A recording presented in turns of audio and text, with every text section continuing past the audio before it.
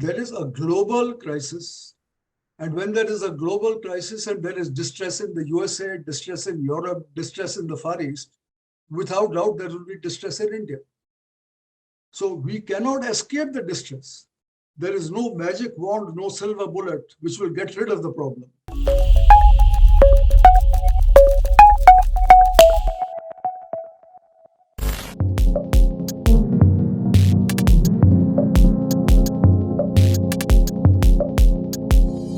There are 70 countries, according to the World Bank, IMF, on the verge of default.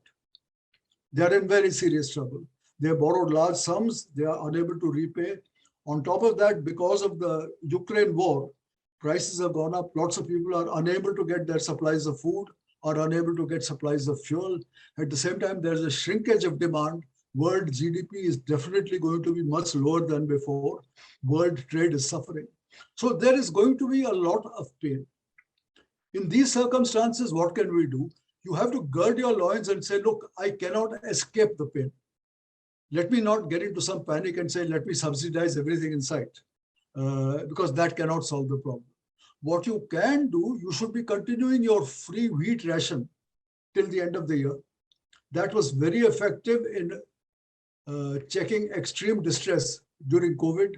And now that this double whammy is coming, the COVID plus the war, this you can continue. The other thing you can do is you can cut some of the excise duties or GST on petroleum products. That can give some relief to the middle class consumer on transport fuels. But let's not pretend this will lower the price of petrol.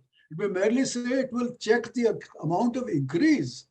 But let's not pretend that all the prices are going to come down to $75 a barrel, which was the estimate in the budget. So those happy scenarios are gone. Secondly, our we have good foreign exchange reserves.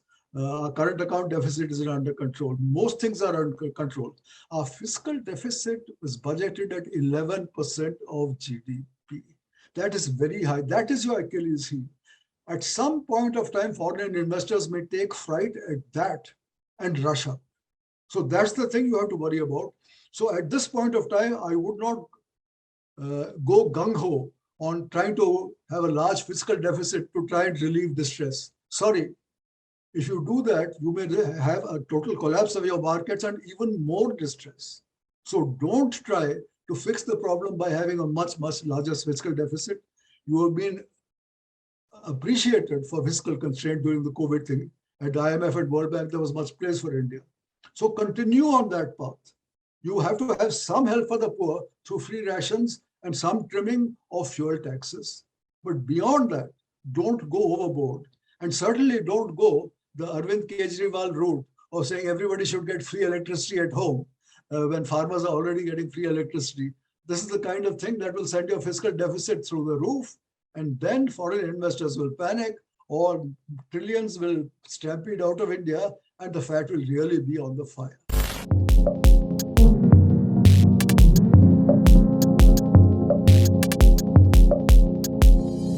All I can say is that we have survived so far. And we have survived so far without getting into the constant crises that buffet our neighbors like Pakistan. I mean, Pakistan is out back at the IMF every 5 years, just going bust after bust, bust, bust. We at least, whatever you might say, there have been a certain number of freebies, but there has been sufficient restraint that we have survived all these years. We have not gone bust after 1991, and that is something to be appreciated.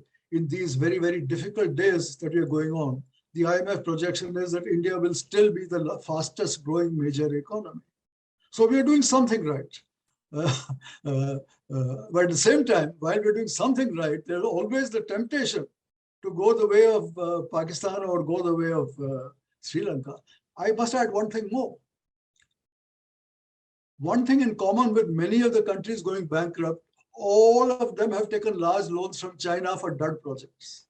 So this is the other thing. In India, we got very worried that China is increasing its influence by giving all these loans without conditions, so many countries. The total debt of emerging markets to China is 1.5 times its entire debt to World Bank, IMF, USA, the entire Paris Club countries. That is how high China's debt has become. So the Chinese have got themselves into a pickle. So in India, some people were very worried. Oh my God, this Belt and Road Initiative, China is going to take over the whole world. Sorry, sir. China is going to end up in a situation where all these guys are bust, are unable to repay their loans. It's going to be a sorry state of affairs. We should be happy we are not competing with China in this case.